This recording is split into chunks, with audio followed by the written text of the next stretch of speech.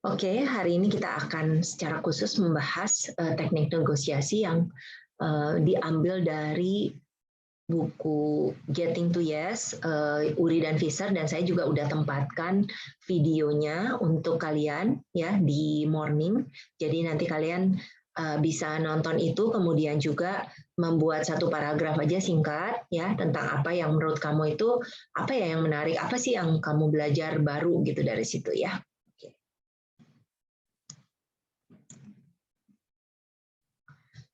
Oke, ini satu quote yang diambil dari pengarang bukunya. Saya sudah sampai ke kesimpulan bahwa penghalang yang paling besar untuk mendapatkan apa yang kita sangat inginkan dalam hidup kita itu bukan pihak lain, ya. Walaupun orang yang dihadapi itu mungkin orang yang sangat sulit. Sebetulnya penghalang yang paling besar adalah diri kita sendiri. Dan ini saya pikir adalah sesuatu yang sangat bijak ya, karena seringkali sebetulnya yang menyebabkan kita kalah dari sebuah negosiasi adalah bagaimana kita tidak bisa mengendalikan diri kita dalam arti bisa bertindak pada saat yang tepat dan menggunakan kata-kata yang tepat. Seperti sudah dibahas minggu lalu ya, negosiasi itu sebetulnya bagian dari hidup. Setiap hari kita akan berhadapan dengan situasi negosiasi, apapun itu ya, mau bicara dengan orang tua, mau bicara dengan dosen, mau dengan teman-teman, negosiasi waktu, negosiasi mau makan apa gitu ya, mau pergi kemana sama pacar ya. Jadi semua itu adalah negosiasi. Intinya adalah kalau yang kita sebut negosiasi adalah memenangkan apa yang kita inginkan ya dari lawan bicara kita. Nah, sayangnya negosiasi itu tidak semudah seperti yang kita bayangkan ya. Dan kalau kamu nggak menguasai hal-hal secara spesifik, itu bisa saja negosiasi kalian itu lebih banyak fail-nya daripada berhasilnya. Kita bisa lihat ya ada 3 jenis sebetulnya negosiasi itu kalau kita bagi, ada yang kita sebut dengan soft negotiation, ini kita sebut lembut, pada umumnya menghindari konflik personal dan membuat persetujuan dengan baik. Kalau yang kedua adalah kita sebut hard. Hard itu kerasanya seperti kontes, berusaha menang dengan biaya hubungan apapun yang mungkin terjadi. Bisa juga hard and soft, kombinasi dari keduanya. Bagaimana caranya dengan menentukan isu keuntungan untuk kedua pihak daripada mengatakan atau ngotot-ngotot gitu ya apa yang mau dan nggak mau diputuskan dari diri masing-masing. Menurut Uri dan Visser, sebetulnya problem yang paling besar adalah kita selalu membuat posisi kita itu kayak sesuatu yang penting banget gitu ya pada saat kita melakukan negosiasi. Nah, kita sering terjebak dalam posisi di mana kita mengunci diri kita di posisi tertentu, di mana kita tidak mau kalah atau gengsi kalau kalah, gitu ya. Jadi nggak mau mengalah, gitu, nggak mau mencari kesepakatan, tapi pokoknya aku harus dipenuhi, gitu ya. Dan dengan itu juga kita menggunakan beberapa kata-kata yang mungkin biasanya seperti ini. Saya maunya begini, saya cuma bisa kalau seperti ini. Saya nggak mau kalau seperti itu, gitu ya. Nah, masalahnya ya kalau kita ngotot-ngotot dengan posisi dan mungkin nanti malah gengsi kalau kita ngalah, gitu ya. Hasilnya biasanya nggak akan bijaksana, kemudian juga nggak efisien, bisa berlarut-larut dan juga bisa membahayakan hubungan. Nah, kalau banyak pihak bernegosiasi bersamaan, situasinya malah akan lebih buruk lagi. Lalu bagaimana kita bisa mengatasinya? Sebenarnya ada 4 metode. Nah, kita akan lihat ya. Metode pertama adalah pisahkan orang dari masalahnya. Nah, yang susah, seringkali kita pada saat bernegosiasi bisa aja hubungan kita itu menjadi rusak, ya. Dan juga kita ada semacam kayak nggak enaknya karena orang ini adalah seseorang yang punya hubungan dengan kita. Nah, jadi memang orang cenderung terlibat secara pribadi gitu ya dengan masalah dan dengan posisi dari pihak mereka. Jadi kadang-kadang kita banyak personal gitu ya, personal pada saat kita melakukan counter argument gitu lah ya, mungkin jadi kayak serangan pribadi gitu ya. Nah, maka penting untuk kita memisahkan orang dari problemnya supaya kita bisa mengatasi masalah tanpa merusak hubungan mereka. Dan ini juga akan membantu mereka mendapatkan pandangan yang lebih jelas tentang masalah yang lebih substansial atau yang lebih penting.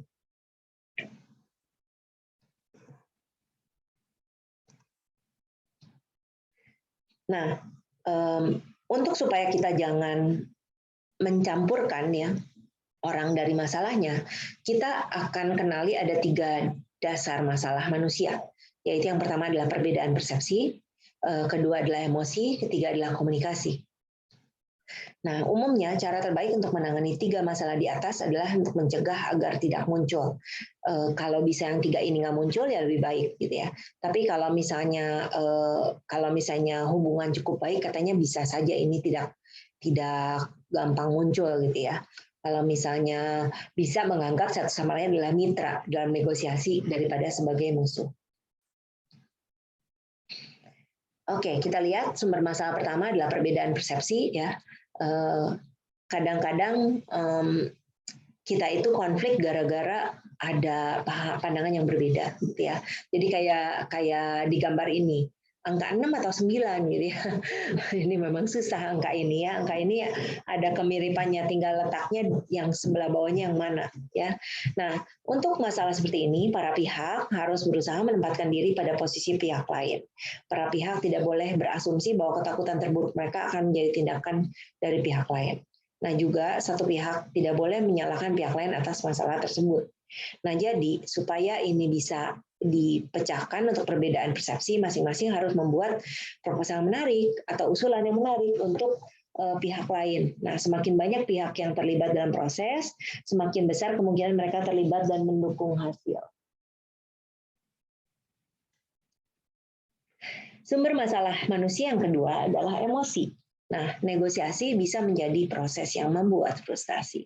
Orang sering bereaksi dan ketakutan dan menjadi marah ya karena ngerasa terancam gitu ya. Dan ini sering sekali ya, makanya orang suka jadi defensif gitu ya, istilahnya seperti itu. Nah, jadi langkah pertama untuk menangani emosi adalah dengan mengakuinya dahulu dan mencoba memahami sumber dari emosi itu. Para pihak harus mengakui fakta bahwa emosi itu ada ya. Jadi mereka bisa memandang itu sebagai oh ya wajar aja ya kalau dia marah atau gimana ya. Nah, kita nggak boleh mengabaikan perasaan orang lain sebagai hal yang tidak masuk akal karena ini akan malah memperbesar gitu ya reaksi emosional yang muncul. Nah, para pihak harus membiarkan pihak lain untuk mengekspresikan emosi mereka. Mereka nggak boleh bereaksi secara emosional terhadap ledakan emosi. Gerakan simbolis seperti permintaan maaf atau ekspresi simpati dapat membantu meredakan emosi yang kuat. Sumber masalah yang ketiga ya komunikasi yang menjadi bahasan kita selama 1 semester ini. Ya, negosiator mungkin siapa yang bernegosiasi itu mungkin mereka bukan orang yang kenal satu sama lain gitu ya. Dan mereka mungkin hadir untuk mewakili lah, konstituen itu mewakili dari pihak masing-masing. Nah, para pihak mungkin nggak mendengarkan satu sama lain, tapi juga merencanakan tanggapan mereka sendiri. Bahkan ketika para pihak berbicara satu sama lain dan mendengarkan, kesalahpahaman bisa saja tetap terjadi. Dan itu tuh udah dari pertemuan ya. Apalagi kalau berupa tulisan, berupa teks, wah itu sering lebih banyak lagi salah paham. Ya. Nah, jadi untuk mengatasi masalah ini sebetulnya setiap dari pihak harus harus sensitif dan juga peka, bisa menjadi seorang pendengar yang aktif. Pendengar yang aktif maksudnya kita bukan cuman kita udah pernah bahas sih soalnya ya. Maksudnya kita bukan cuma dengerin tapi kita konfirmasi ulang ya, ngecek benar nggak sih ini. Ya. Nah, karena apa? Karena penting kasus kalau misalnya kita paham kasus lain juga kita juga tahu bahwa kita nggak selalu menyetujui ya. Nah, pembicara harus mengarahkan pidato mereka atau kata-kata mereka ke pihak lain dan tetap fokus apa yang mereka coba komunikasikan. Selalu mengupayakan jangan menyalahkan atau menyerang ya, karena biasanya itu akan menimbulkan reaksi yang lebih keras lagi gitu ya terhadap diri kita. Oke, metode kedua adalah berfokus pada kepentingan yang ada, bukan pada posisi. Ya, kesepakatan yang baik berfokus pada kepentingan para pihak dan bukan pada posisi mereka. Seperti yang dijelaskan Fisher dan Uri, kata-katanya adalah posisi Anda adalah sesuatu yang sudah Anda putuskan. Kepentingan Anda yang menyebabkan Anda memutuskan demikian. Nah, mendefinisikan masalah dalam hal posisi berarti bahwa seenggaknya ada satu pihak lah gitu ya yang nggak merasa harus itu menjadi satu perselisihan. Nah, jadi ketika masalah definisikan berdasarkan kepentingan pada para pihak, seringkali mungkin menemukan solusi yang memuaskan kepentingan kedua belah pihak.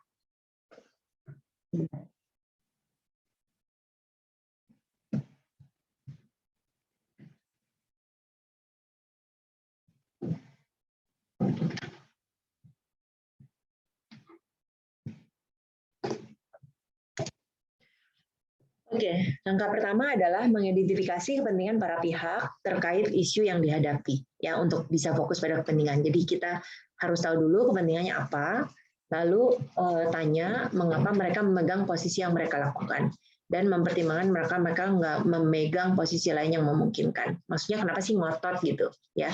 Nah, masing-masing pihak biasanya akan memiliki sejumlah kepentingan berbeda yang mendasari posisinya. Dan kepentingan mereka mungkin akan berbeda di antara masing-masing anggota di masing-masing pihak. Tapi semua orang akan berbagi kepentingan atau kebutuhan dasar tertentu, seperti kebutuhan akan keamanan dan kesejahteraan ekonomi. Masih melanjutkan, setelah para pihak mengidentifikasi kepentingan mereka yang sudah disepakati gitu ya, mereka juga masih harus berdiskusi. Kalau salah satu pihak ingin pihak lain mempertimbangkan kepentingan, pihak tersebut harus menjelaskan kepentingannya dengan lebih jelas. Pihak lain akan lebih termotivasi untuk mempertimbangkan kepentingan tersebut kalau pihak pertama menunjukkan bahwa mereka memperhatikan kepentingan pihak lain. Diskusi harus melihat ke depan untuk solusi yang diinginkan daripada berfokus pada peristiwa masa lalu. Para pihak harus menjaga fokus yang jelas pada kepentingan mereka, tapi tetap terbuka untuk proposal dan posisi yang berbeda.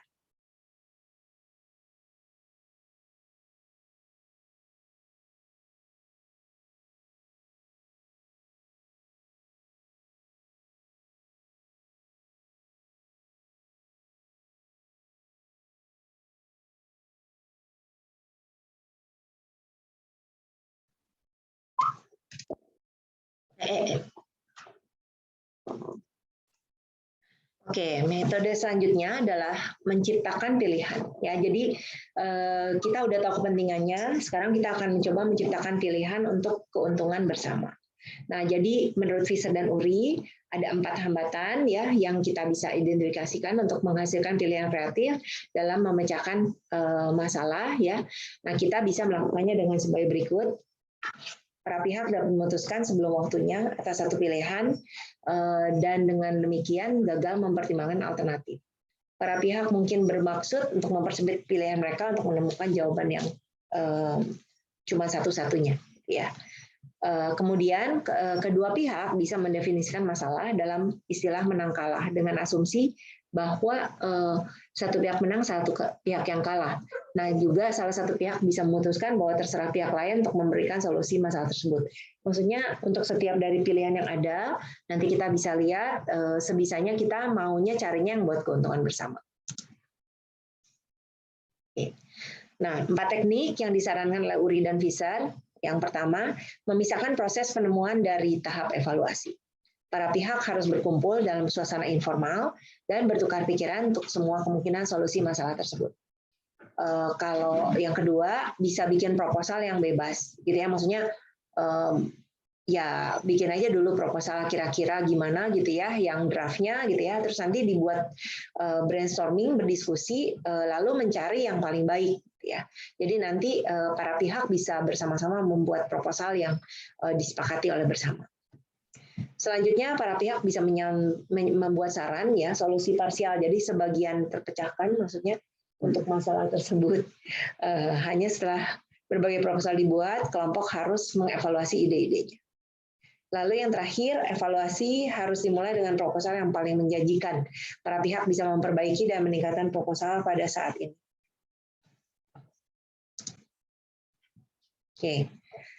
Oke, 4 cara tersebut. Kemudian di sini peserta dapat menghindari jatuh ke dalam mentalitas menang kalah dengan berfokus pada kepentingan bersama. Bentar ya.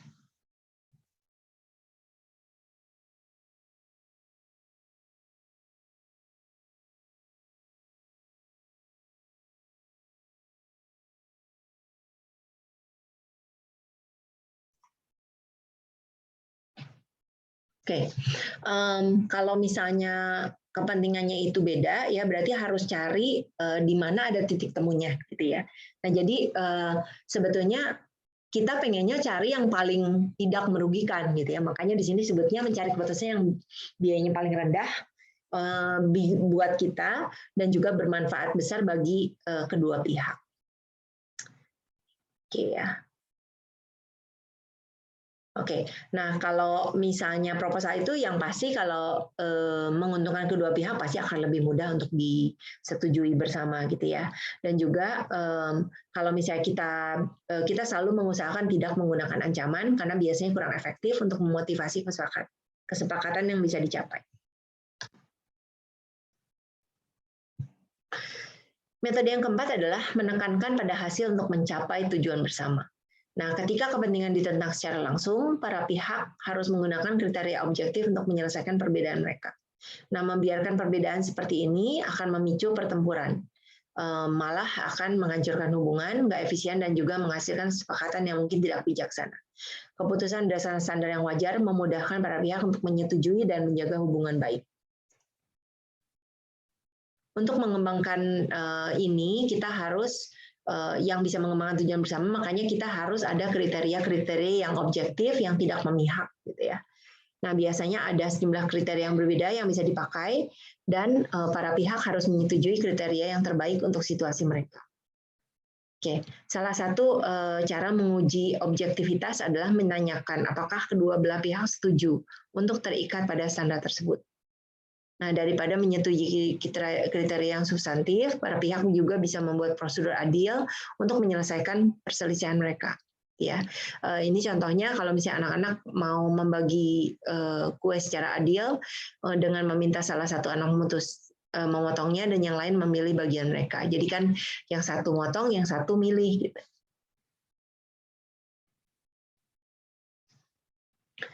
Nah, pada saat kita mau pakai kriteria yang objektif yang tidak memihak, ya kita perlu ingat 3 hal. Yang pertama, setiap masalah harus didekati sebagai sesuatu yang merupakan solusi untuk kepentingan bersama, gitu ya. Jadi kita harus tahu alasan dibalik apa yang disarankan pihak lain, dan kita tetap terus memastikan bahwa kita sendiri nggak dirugikan, gitu ya. Oke, kemudian kedua, masing-masing pihak harus tetap berpikiran terbuka dan juga masuk akal, dan juga mau mempertimbangkan kembali posisi kalau ada alasan untuk itu. Yang ketiga, sementara mereka harus masuk akal, negosiator nggak boleh menyerah pada tekanan, ancaman, atau suapan. Atau suap-suap ya. Ketika pihak lain berkeras kepala menolak, dengan masuk akal, pihak pertama bisa mengalihkan diskusi dari pencarian kriteria ke yang prosedural, maksudnya yang ada urutannya secara prosedur supaya lebih objektif.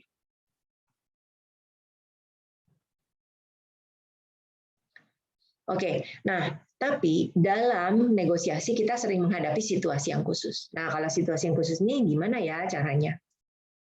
Oke, situasi yang pertama, kalau lawan kita dari segi kedudukan udah lebih kuat, ya. Nah, jadi misalnya kamu negosiasi sama bos gitu lah ya, contohnya itu. Nah, memang nggak ada lah metode negosiasi yang bisa sepenuhnya mengatasi perbedaan kekuasaan, ya. Tapi menurut Visser dan Uri ada cara untuk melindungi pihak yang lebih lemah, ya, dan dengan memanfaatkan aset mereka sebaik mungkin. Nah, jadi caranya biasanya para negosiator akan menetapkan batas bawah, ya. Jadi kita sebenarnya udah bahas ini di minggu lalu, ya. Kita batas bawah itu yang mana yang kita paling sejelek-jeleknya bisa terima lah gitu ya. Jadi kita udah harus tahu itu dulu. Oke. Kemudian negosiator memutuskan sebelum negosiasi yang sebenarnya untuk menolak proposal apapun di bawah garis itu. Dan juga sebetulnya Visser dan Uri nggak gitu senang sih sebenarnya pakai batas bawah ini, ya, karena sebetulnya angka ini mungkin aja sesuatu angka yang kurang realistik gitu ya. Yang paling benar itu sebetulnya setelah ngobrol diskusi terus dipikirkan dulu, dipertimbangkan, sekalian ngecek ya apakah kita udah ini nggak bisa nerima atau kita masih bisa nerima. Ya, jadi saya ngebayangin, saya pernah sih di posisi kayak gini gitu ya. Pikir-pikir saya nggak mau lebih bawah dari angka tertentu, tapi setelah saya pikir-pikir situasi lagi susah dan sebagainya, ini saya terima juga gitu ya. Mengingat ya udahlah daripada ini ya rumah nggak kejual-jual, udah aja biarinlah saya mendingan turun sedikit. Padahal tadinya udah ngotot gitu ya pengen tertentu,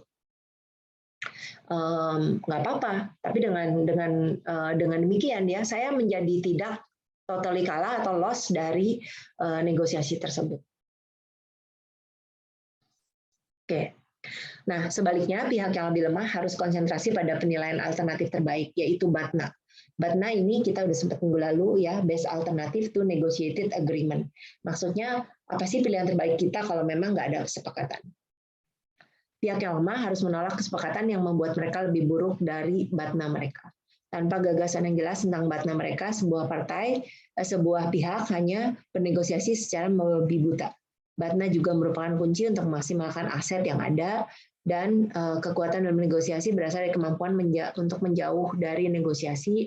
Dengan demikian, BATNA terbaik adalah pihak yang lebih kuat dalam negosiasi. Umumnya pihak yang lebih lemah bisa mengambil langkah sepihak ya untuk meningkatkan alternatif negosiasi mereka.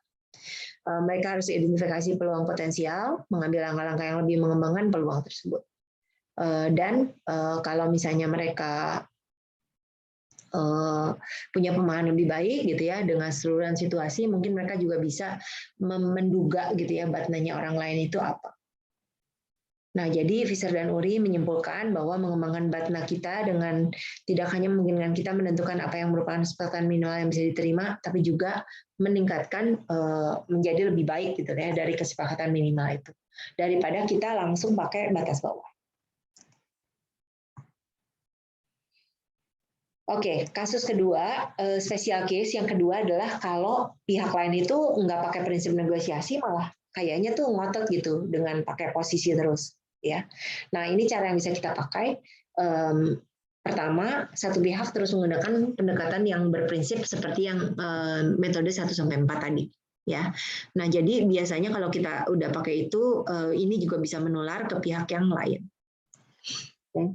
Kedua, yang berprinsip ya, yang menggunakan prinsip seperti metode 1-4 tadi bisa menggunakan jujitsu negosiasi, yaitu mencoba merangkul, membawa pihak lain ini supaya percaya dan bisa sejalan. Kuncinya adalah menolak untuk menanggapi tawar-menawar posisional mereka dengan cara yang sama.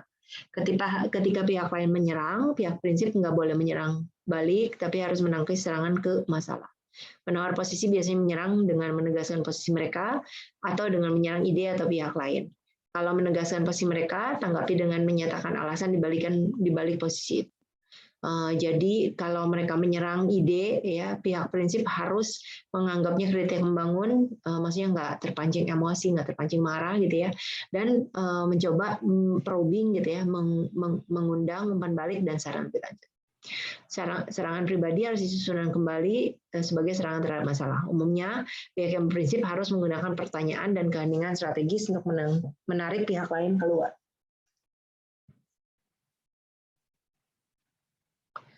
Oke, ketika pihak lain tetap terjebak dalam kondisi tawar-menawar posisional, pendekatan satu teks bisa dapat digunakan. Jadi kita akan bawa pihak ketiga harus mewawancari masing-masing pihak secara terpisah, kemudian mereka membuat teks daftar kepentingan dan meminta komentar dan kritik masing-masing terhadap daftar tertulis tersebut. Ya baru nanti dibuat proposal. Jadi nggak langsung gitu.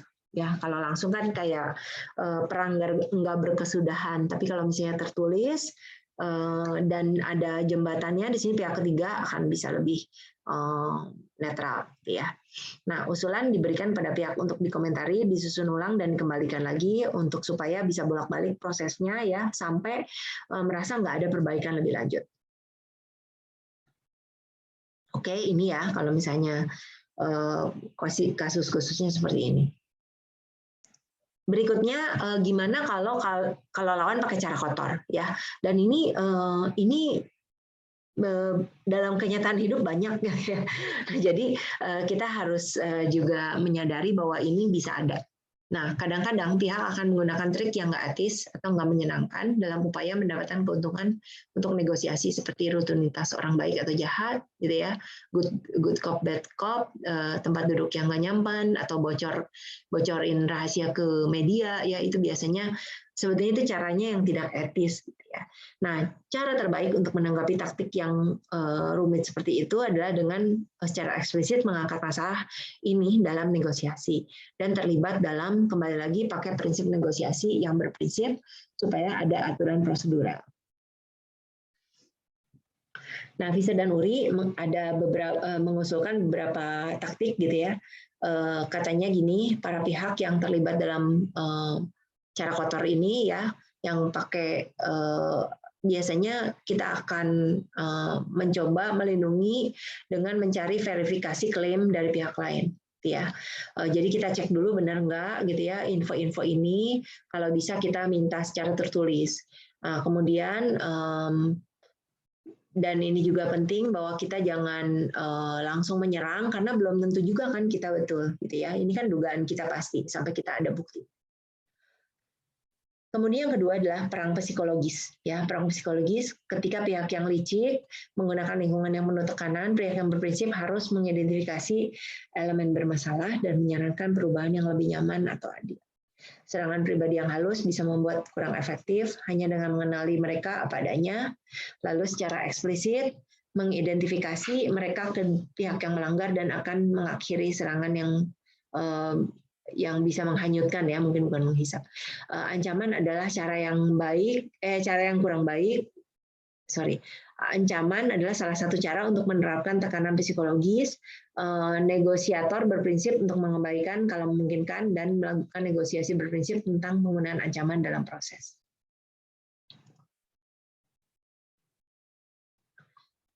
Nah, cara yang berikutnya adalah taktik tekanan proposisional yang mencoba untuk menyusun negosiasi, sehingga hanya satu pihak saja yang bisa membuat konsesi atau persetujuan. Pihak yang licik mungkin akan menolak untuk negosiasi, berharap menggunakan cara mereka untuk alat tawar menawar atau terbuka atau mereka mungkin terbuka dengan tuntutan yang ekstrim. Dan ini negosiator yang berprinsip harus mengenali sebagai taktik tawar-menawar dan melihat kepentingan mereka dalam menolak bernegosiasi. Mereka mungkin meningkatkan tuntutan mereka untuk setiap konsesi yang mereka buat. Negosiator yang berprinsip harus secara eksplisit mengidentifikasi taktik ini kepada para peserta dan memberi para pihak kesempatan untuk mempertimbangkan apakah mereka ingin melanjutkan negosiasi dalam kondisi seperti ini. Para pihak bisa mencoba untuk membuat komitmen yang enggak ditarik kembali pada posisi tertentu atau membuat atau meninggalkannya. Pihak yang berprinsip bisa menolak gitu ya untuk mengakui komitmen atau finalisasi penawaran dan juga bisa memberikan proposal kembali gitu ya dan ngotot gitu ya, jangan menyerah sih sebetulnya ya. Kalau misalnya lawan pakai cara kotor, kamu jangan cepat menyerah, kamu harus justru sebisa mungkin menunjukkan bahwa ini ada yang nggak benar, kemudian kamu berikan usulan, tapi dengan satu catatan bahwa sebenarnya kamu masih ada niatan, masih tetap pengen menang gitu. Oke, nah dalam negosiasi ada satu hal yang paling penting adalah kita selalu mencoba menempatkan prioritas untuk menemukan menang itu seperti apa sih, ya menang itu seperti apa bukan cuma buat kita tapi juga buat orang lain, karena kan kita pengen supaya kita bisa mencapai negosiasi yang sepakat kan, nah jadi kita pengen membuat orang lain tuh merasa dia menang gitu. Nah jadi kalau misalnya kayak kalian ya, kalian mau negosiasi sama ortu atau sama pacar, sama teman gitu ya, kalian akan mencoba membuat dia merasa bahwa dia tuh menang gitu ya, dengan bagaimana ya, kamu dengan cara seperti tadi harus memisahkan orang dengan problem, harus memikirkan berbagai alternatif, membahas dengan baik ya, kemudian juga memikirkan kepentingannya itu apa, bukan masalahnya apa gitu ya, dan itu semua tuh memang sesuatu yang kita harus coba terapkan, karena kalau enggak ya kita akan menemui blok gitu ya, untuk susah untuk sampai negosiasi ini berhasil.